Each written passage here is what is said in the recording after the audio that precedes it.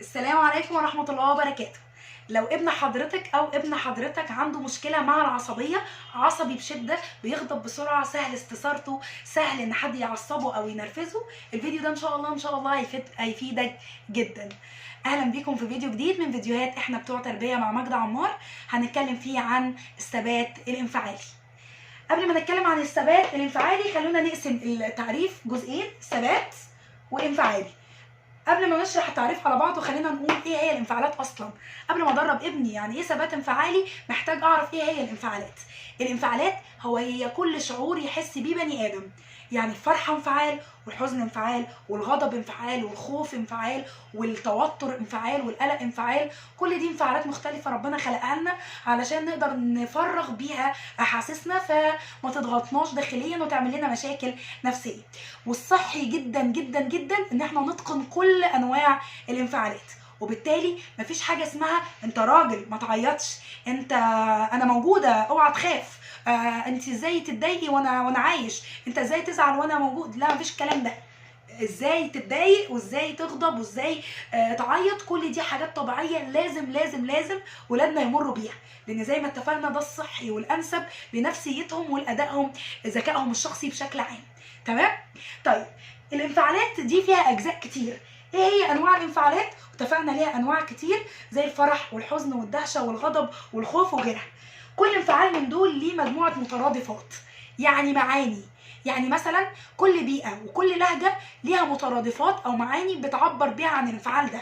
زي مثلا ان انت تقول انا متضايق، انا زعلان، انا مخنوق، انا زهقان، انا قرفان.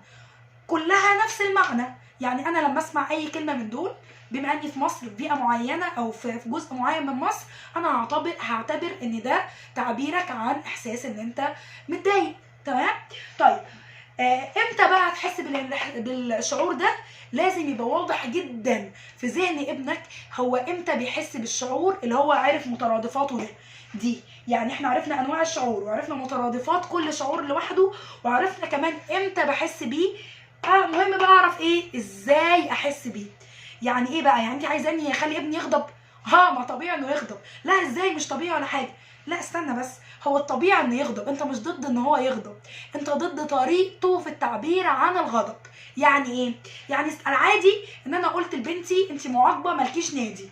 دي حاجه تزعل، طبيعي تزعل. عيطت بقى، زعلت، قعدت تقول كلام، ده غضبت، لازم تغضب.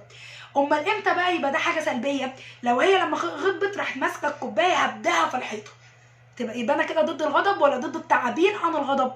لا، انا ضد الطريقه اللي عبرت بيها عن غضبها، مش الغضب في حد ذاته. الطبيعي انها تغضب، الطبيعي ان انا لما اعاقب بنتي تزعل، يحصل لها حزن، والا ما يبقاش عندها احساس، يبقى في مشكله، لازم اتدخل. لكن العادي ان ابني يمر بمشاعر مختلفه. تمام. طيب، يبقى انا كده الانفعالات لازم انا كأم او اب او مربي افهم ان هي انواع مختلفه، صح جدا ان اولادي يمروا بيها، وافهم مترادفات كل نوع على حده، وكمان اعرف امتى بحس بالشعور ده، واعرف ازاي اعبر عن الشعور ده. طيب، يعني ايه ثبات بقى؟ الثبات هو عدم الانتقال من حاله انفعاليه لحاله انفعاليه اخرى مضاده بالسرعه. يعني ايه بقى الكلام ده؟ يعني العادي ان انا ازعل، ماشي، اتفقنا يا ستي. لكن مش العادي ان انا في عز زعلي وحزني الشديد العميق الفظيع اللي ما حصلش، حد يقول كلمه اروح ضحكه مبالغ فيها. لا، انا لسه زعلان، يعني ده في نفس الثانيه بسرعه رهيبه. ده مش العادي. مش العادي ان انا في عز فرحي حد يقول كلمه يخليني انهار من البكاء او من الحزن الشديد او من العصبيه الشديده او كده. ده برضو مش عادي. يبقى هو ده اللي فيه عندي ازمه في الثبات الانفعالي. يبقى الثبات الانفعالي هو ان انا ما انقلش من شعور لشعور عكسه بسرعه رهيبه. طب مين اللي بيحصل له كده؟ ولو حصل له بنعتبره ما عندوش مشكله. الأطفال تحت سن 6 سنين. يعني لو ابنك أو بنتك أقل من 6 سنين عادي ان يكون عندهم ضعف في الثبات الانفعالي، لان دي خصائص عمرهم لسه ما اتدربوش كفايه، ولسه لا يحاسبوا بشكل حازم قوي ان هو كده عنده مشكله في الثبات الانفعالي، لان هو ما عداش ال6 سنين. طب لو عدى كده في مشكله، يبقى ابنك عنده قصور في حاجه من الحاجات اللي احنا شرحناها دي من شويه، يبقى لازم تتدخل وبسرعه، لان كل ما اتقن المهاره دي بدري كل ما بقت جزء من شخصيته وبقت قدام بيعملها بشكل افضل، فبالتالي ابنك هيبقى احسن. تمام. طيب احنا كده عرفنا يعني ايه ثبات انفعالي، وعرفنا كتعريف، وعرفنا ان احنا لو ابني تحت 6 سنين عادي ممكن ابدا ادربه، لكن لو فوق 6 سنين لازم بسرعه اشتغل على المهاره دي، لان هي كده في خطر. طيب ادرب ابني بقى ازاي؟ دي نقطه مهمه جدا. رقم 1 ودي اهم حاجه، هي ان انت تكون قدوه. انت لازم تكون بتمارس اصلا الانفعالات دي كويس، بتغضب، بتفرح، بتهزر، بتخاف، بتقلق. العادي ان ابني يسالني انت قلقانه كده ليه يا ماما، او مالك يا ماما، اقول له اصل انا قلقانه لان بابا اتاخر. ايه ده، هو انا ينفع انقل لابني احاسيس سلبيه؟ ينفع. مين قال ان احنا شغلتنا نحجب كل المشاعر السلبيه عن ولادنا؟ امال هيرتقوا امتى؟ لازم ابني يشوفني زعلانه او بنتي تشوفني زعلانه واحنا في حاله مثلا عزا بنعزي، فتقول لي مالك، اقول لها احنا رايحين لناس حزينه على وفاه قريبهم، ابوهم، اخوهم، اختهم، واحنا لازم نحترم الحزن ده، فلازم نبقى قد الشعور ده. ايه ده، هو ينفع اخد ابني الصغير واقول له انا رايحه عزا والناس ماتت ومش عارف ايه؟ ومفيد جدا جدا لنفسيته، مش غلط ولا حاجه، بالعكس هو لازم يمارس ده، لازم يعرف المشاعر دي ويختبرها ويجربها ويعرف يعني ايه وليه وازاي. تمام. طيب يبقى انا اكون قدوه، ان انا استخدم الانفعالات المختلفه واعبر عنها بشكل مرن جدا، سواء بشكل حقيقي او مصطنع. يعني انا مش فاكر موقف حزين او باين عليا ان انا حزينه فيه، يا بختك لو او مثلا ان انا غضبت فيه، او انا راجل هادي جدا في بيتي ما بغضبش او ما بتعصبش بسهوله. لا، ده انت احيانا ممكن تصطنع ده عشان توصل لابنك ان شعور الغضب في حد ذاته مش غلط، لكن مثلا بنعبر عنه ازاي، حتى لو هو بشكل مصطنع او بشكل حقيقي وتستغله. تمام. رقم 2، احنا بنستخدم بقى عدد من الانشطه لتوصيل مفهوم الانفعالات دي، زي مثلا كروت كده بتبقى زي حاجات، طبعا الكروت اللي زي كده مش صح، احنا بنستخدم كروت حيه، يعني كارت حقيقي عليه طفل او شخص كبير مكشر او مبسوط او بيبكي او عامل كده ان هو غضبان او عامل كده ان هو خايف وهكذا. بستخدم الكروت عشان اوري لابني المشاعر المختلفه واخليه نتكلم عنها، فبالتالي اوصل له المفاهيم التانية اللي هي طب امتى بتحس انك فرحان، طب ازاي بتحس انك زعلان، وهكذا. طب ايه تاني غير الكروت؟ احنا كمان بنستخدم الكروت التعبيريه اللي هي حاجات زي كده علشان استرسل كلام عن الانفعالات. يعني انت تفتكر ده زعلان ولا مش زعلان، العصفوره دي ايه، فيقول لي العصفوره دي زعلانه. طب زعلانه ليه؟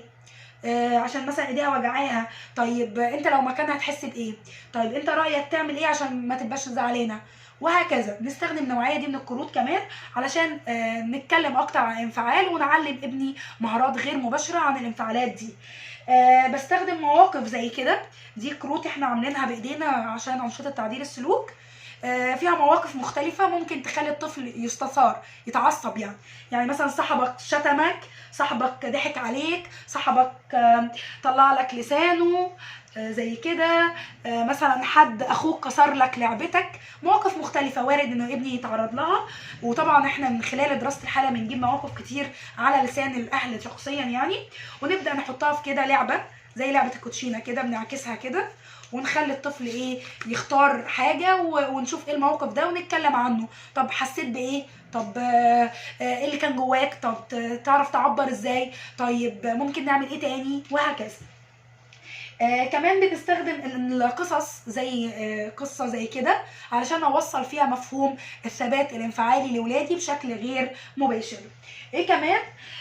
كمان غير القدوه والكروت والقصه وماذا يحدث لو، او المواقف اللي بنعرضها في صوره كروت او ورق، احنا كمان ممكن نستخدم المرايه، ان انا اخلي ابني يقف قصاد المرايه واطلب منه شعور معين يقلده. اقول له اعمل غضبان فيروح عامل كده، اعمل زعلان فيروح يزعل، اضحك فيضحك، وهكذا علشان يشوف نفسه في المرايه، فبالتالي يتحسن تدريبه عليها.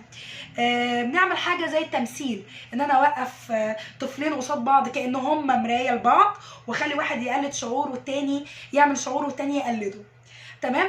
او التمثيل، ان انا اعمل سكتش، والسكتش ده بيعرض انفعالات مختلفه، واتعمد ان انا ادرب فيها ابني على الانفعال او الشعور اللي هو مش متظبط في دماغه قوي. تمام. كمان التدريب، كتر التدريب بيعمل من ولادنا السحر. يعني فعلا بيخلي الطفل كان عصبي جدا، لا من كتر ما اتدرب مره واثنين وثلاثه، ونوعنا الطرق، ومره بقصه، ومره بمسرح، ومره بسكتش، ومره بمواقف، كتر التدريب بيخلي يتحول من سلوك مكتسب لسلوك اصيل. يعني ايه؟ انت دلوقتي عرفت ان حاجه دي غلط او حاجه دي صح، لكن ما تحولتش لسلوك من حياتك. مع التدريب الكتير بتتحول لسلوك اصيل في حياتك، يعني يبقى العادي، دي شخصيته. لما يجي لي طفل عنده 6 و7 و8 سنين وادربه على كده، مع الوقت بيفضل شويه مضطرب، وبعد شويه بتتحول دي شخصيته، وبفضل الله بنحقق نجاحات قويه في المجال ده. طيب لو احنا علمنا اولادنا الثبات الانفعالي، محتاجين نعلمهم وسائل تفريغ العصبيه والغضب والمشاعر السلبيه، علشان ده يدعم التدريبات اللي عملناها على الثبات الانفعالي. لكن ده هياخد مننا وقت طويل، فنعملها لكم في فيديو تاني ان شاء الله. تابعونا في الفيديوهات اللي جايه، وتابعونا في الفيديوهات اللي فاتت على قناه اليوتيوب وعلى البيج الخاصه بينا. شكرا ليكم. احنا بتوع تربيه مجد عمر.